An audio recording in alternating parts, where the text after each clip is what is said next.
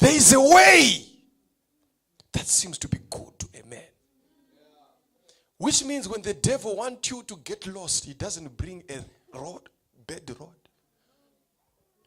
It will be good. Sometimes it's a promotion at work. You celebrate. Can I show you something here? Who opened the Red Sea for the Israelites? Moses being used by who? So it's God, right? Now they crossed over to the other side of the sea. What happened behind them? The Israelites were following. The Egyptians were following. Using the what? The same route. The same good road. The same breakthrough. The same miracle. Because it was a breakthrough. Look, the devil managed to walk on dry ground. Yet he never prayed for the waters to part. He walked on the same good. There is a way that seems to be good for a man. But look at his end. The Israelites were going to be killed by the Egyptians. The Egyptians were going to use the very same route. The very same good way to kill them. Whether it's a breakthrough, before you celebrate, investigate it.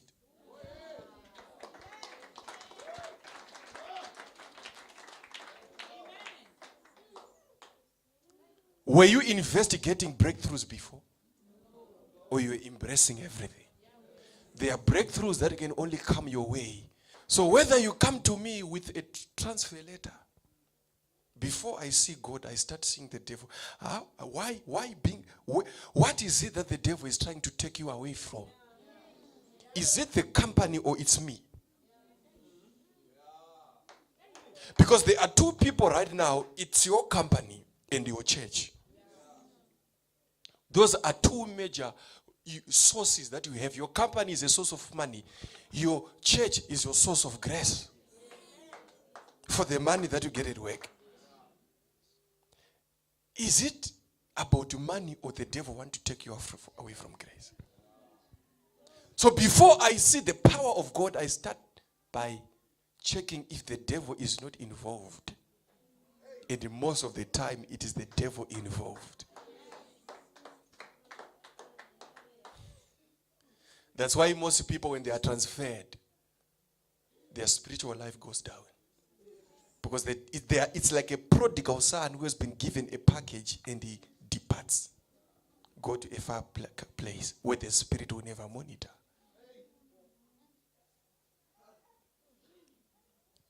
Do you know that most killings took place in the Old Testament? Because the Spirit of God was not there. Right now there is peace in the New Testament because God decided to send His Spirit to rest upon the people. Because in the Old Testament, a man was far away from his source. That's why there were so many killings and wars than these days. Because the Spirit of God was not there. A man had been separated away from his source. You become an animal. You cease to think like a man when you are separated from your grace.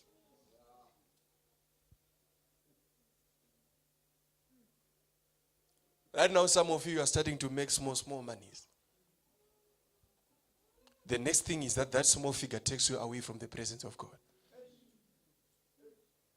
Before, you couldn't go far because you didn't have that small money. Now that you've got transport money, people, myself, I look at the power of God starting from even 1 rand, 5 rand, 10 rand. Before I went there, why is it I never had somebody to give me a 10 rand? But after I started attending there are some monies that I'm getting from people. Whether it's 5 rand, it's a miracle to me. Because that 5 rand was not coming before. So what do you use that 5 rand for? To go away. So that you go back to your old state where no one gives you anything. Myself, the way I celebrate if you give me 5 rand, I appreciate you as if you gave me 1 million. Come to me, give me 10 rand. The same way I receive a million is the same way I receive your 10 rand. Because if it was not for the grace of God, you were never going to come with your 5 rand. That's why I keep on getting more. More. But some of you, you look at it and you're like, it's obvious. It's easy for people to, for him to give me 10 rand. It's not easy. Before, were you getting it? But you'll never find anybody coming here in the front to celebrate that on Thursday or on Wednesday, somebody gave me 5 rand. Because they are waiting to celebrate a million. Is it about the miracles or it's about for people to see you? You want people to hear that now you're a millionaire. Having 5 rand is much, much more better than having 0. So if you're saying, I had nothing, now I have 5 rand, it's a miracle. Because at least there's currency on you. You call for testimonies, people, they don't come because they are waiting for big testimonies. Yet they don't know that big testimonies are birthed by appreciating small moves of God in your life.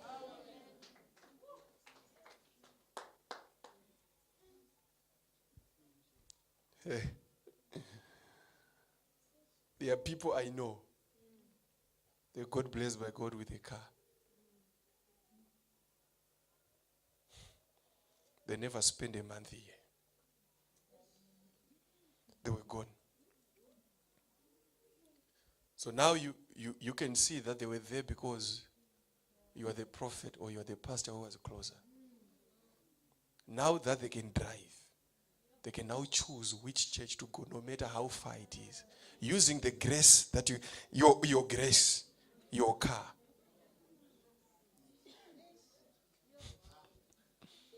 To go. It's stealing. But what is not known is that the same person who gave you a car, he can decide from here to remove all the 4 wheels on your car from here. Whether you are wherever you are, he can stand here and take off the wheels as you drive. Because it's his car. It listens to his voice, not yours. You are a steward. You are a servant to the car.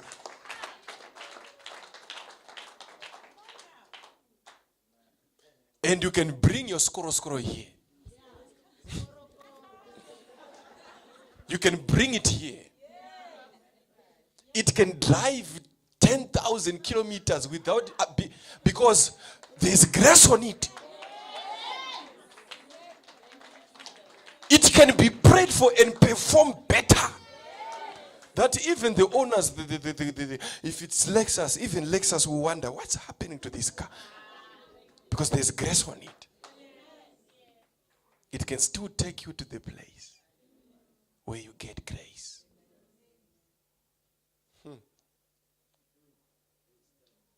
The reason why you never get thirsty in your house, there are plumbers who did a good job.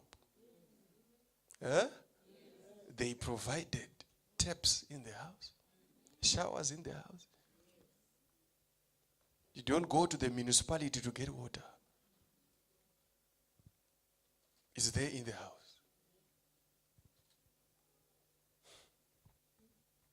So something that was meant to be far from you has been provided. It's now closer to you. Appreciate it. Appreciate that tap that is bringing water to you. People, can I tell you the truth? God is far. God.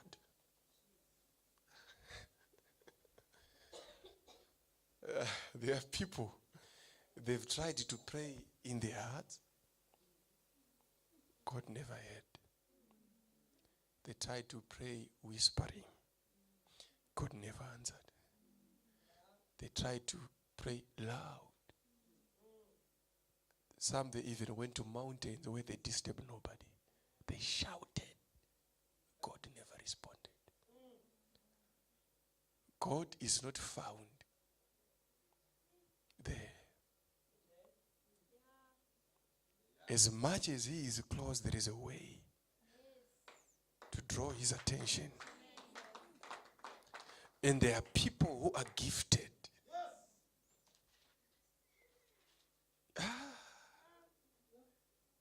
As a mother, is there a point where you ignore your child when he's crying? Because the child has developed a technique to draw your attention. Whether you were cooking, you switch off the stove, you attend the child first, not the pot, but the child. There are servants of God who have developed a technique of a child. When they cry, whether God was busy, he attends.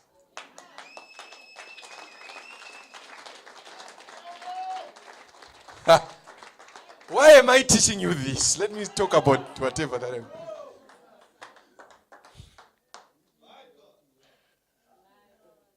No. I'm saying there is a way that seems to be good to a man, but its end, death. Yet it was a good way.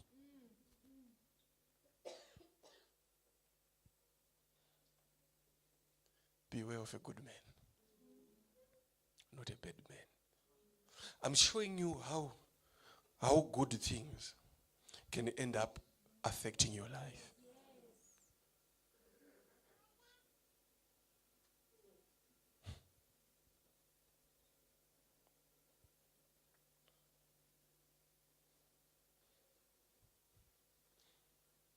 The Bible says in the book of Matthew chapter 7, verse number 15. Let's read it. 7, verse 15. Beware of false prophets. Huh?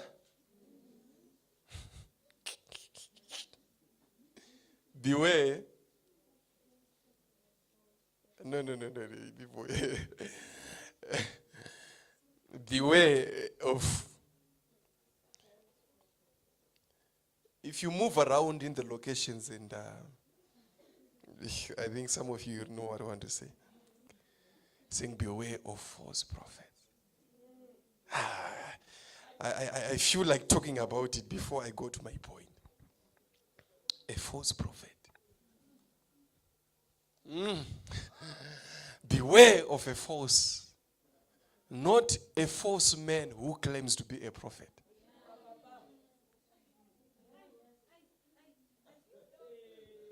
No. Let's talk about it. See, that's my problem. I've got a problem. When I read the Bible, I get caught. Beware of a false prophet. Not a man who claims to be a prophet, yet is not. Jesus never spoke about those people. They are too small. Those who are not called to be prophet. He is a genuine prophet, but he is false.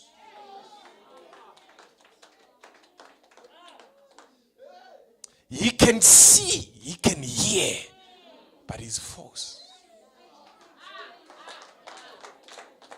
He didn't say beware of a man who claims to be a prophet. He's now teaching us that there are false prophets. They go to Janet, they call him Janet. When they meet Mercy, they say your name is Mercy. It's true, man of God. And the rest of the people, even Mercy, believe that the man is true. Jesus didn't talk of people who don't see and they call themselves prophets, who don't hear and they are too small for him to mention. He said, beware of false prophets. They are prophets. It's true. But they are false. Take it when it's coming from another prophet. Let me talk about this. The world can easily be deceived by a false prophet. Because a false prophet will never call John Peter. No. that mistake, I can tell you as a prophet, that mistake, it can be done by a genuine prophet who's fighting and praying and desiring to be accurate. Not a fake prophet. Before he approached John, he makes sure that this is John. He will never make the mistake and call him Peter. So you rather trust those who call John Peter than those who call John John. Because those who call John Peter are actually genuine. That's why they are trying to see and they can't see and they end up saying. That's why I'm saying beware of a good man. Never forget this teaching. Never. Never forget about it. Never forget it. There are prophets, they are good, but Jesus said, beware.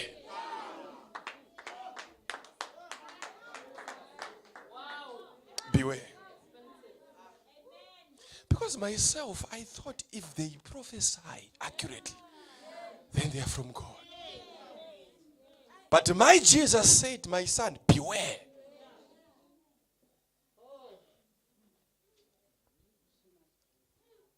And later he said, they shall come to me on that day. Which means he saw the day. So this is Jesus, a prophet who saw, he said, on that day, before the day, even up to now, the day is not yet arrived. Which means he saw the day they shall come. And he's sure prophetically that they will come. So, which means Jesus was prophesying. So, a prophet talking about another prophet, and he's saying, beware of certain prophets. So, this subject, a pastor cannot teach you to beware of a prophet because he has never experienced the prophetic. The good man to teach you to beware of a prophet is a prophet. That's why they say the iron sharpens another iron. A prophet deals with another prophet.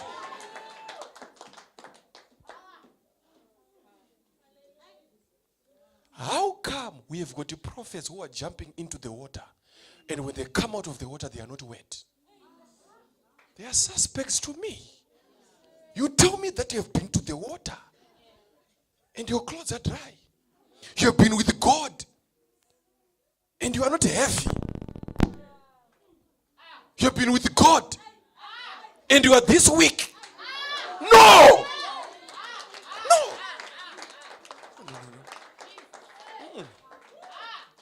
You have been with God, and whatever that you say falls on the ground. Your prophecies doesn't manifest. And you want me to keep on believing you? No. Jesus said, beware. But most Christians, they are caged by the devil right now.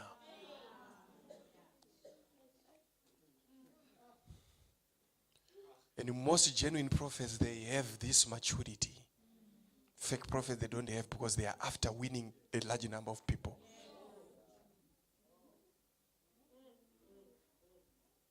They can't even handle their gift. They can't even carry their gift.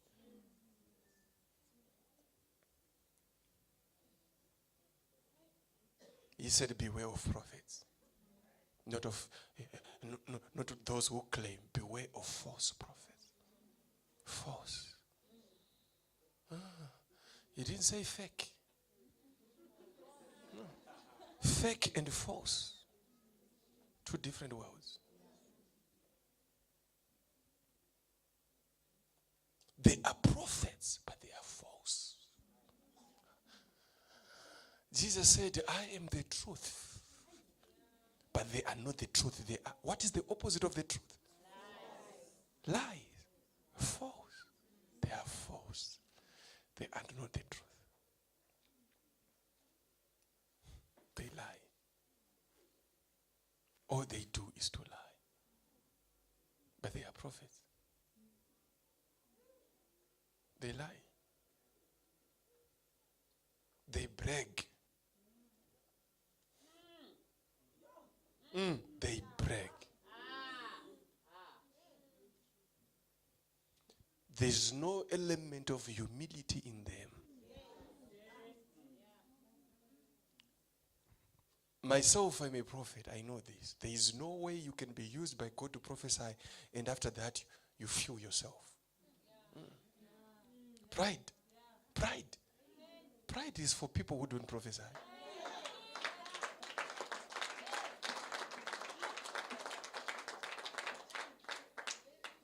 But how come can you go to a person and give him details about his life, yet you are not that person? You are not related to the person.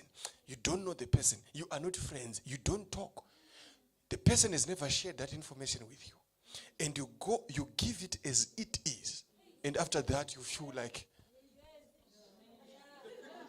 it humbles you that God. I'm from Zimbabwe. How come I get to know all these things? So the more you prophesy is the more you get humble.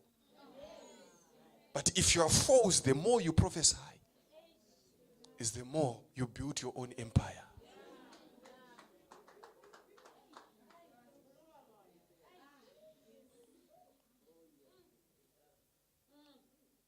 But at the end of the day, the Christians we have today, they no longer enjoy a humble man of God. They want to be abused because they've been abused by the devil. That's why people who have been abused when they're growing up, I can tell you this, physically and prophetically, that they are likely going to be abused in the future. Because there are traits on them. Have you ever realized that in certain complexes, there is always certain apartments that get attacked by robbers? Once they steal from you once, they can steal from you again tomorrow.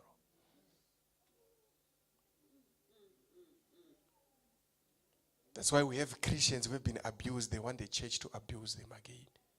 When you don't abuse people, then they think you don't know what you are doing as a man of God. They want you to come, you give them anything to eat. They want to be abused.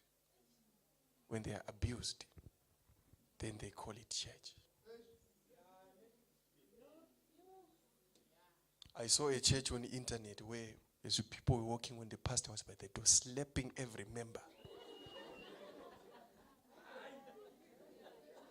The next service, it was full. Knowing that the previous service, the pastor was beating everyone who was walking with. One on the left, one on the right. No one complained. I saw it. They want to be abused, then they call it church. Because those people are likely, maybe they've been to sangomas before, where they are treated by a sangoma using a harsh voice. Call it the spirit. Meet the sangoma when you are gone. He's so calm. But come as a client. He changes everything. He frowns his face. He makes sure that in that room there are bones and skeletons and what you get so afraid. But as a man of God, you have a beautiful decor. They take you lightly. Put bones all over here. You still come, but you'll be afraid of me. You'll be afraid of me. What I'm so sure of is you will still come back. Because you'll be like, if I stay at home, what if he attacks me with one of the pawns?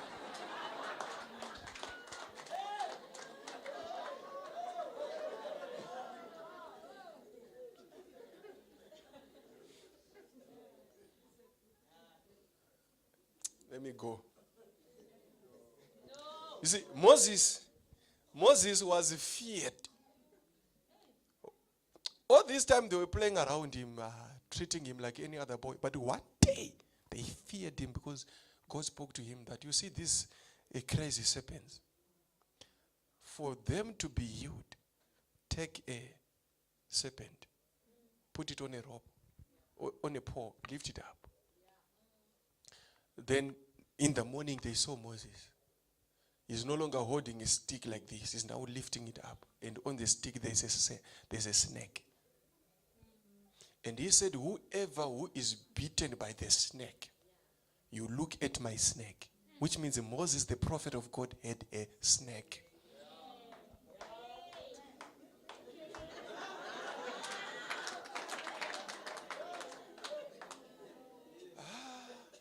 Do you still believe that he was a true man of God? You pray, the God of Moses. A man who had a snake. Telling church members that if you face any problem,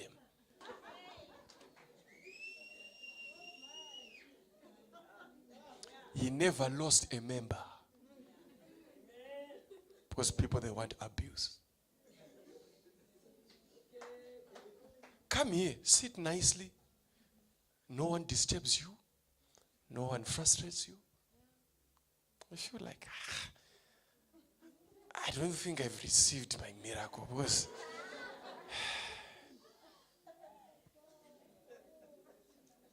Because you want me to call you and tell you to lie here, then I step on you.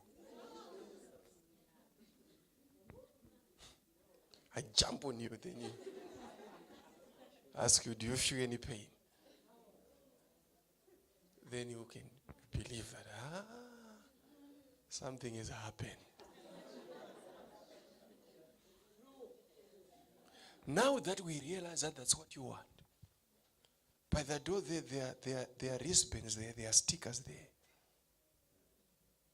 Still, you don't have one up to now. That I prayed for. You don't have. Because you want a skeleton.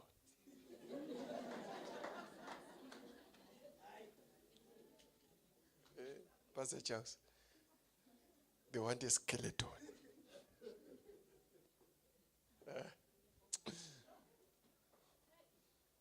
Even Jesus, as he was hanging on the cross, he didn't spend 7 days there. The moment they discovered that he's dead, they said, let's bring him down. They didn't want him to remain on the stakes. That's why, because they never wanted people to have a cross and somebody there in the church. That's why when he died, they took off the body from the cross. The cross is not, it will save no one when it's empty. But an empty cross will not move a occasion. There has to be somebody there. That's why they took him off. Because every church today would see a cross there, maybe and an image or something. There are churches we have today. Wherever they are carrying a cross.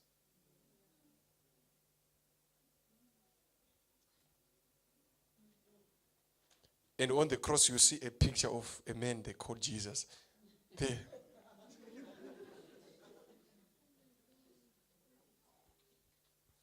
But is our Jesus still on the cross? Why is it your Jesus is tied to the cross for the rest of your life? That's why your money is tied. Everything about you is tied. Because your Jesus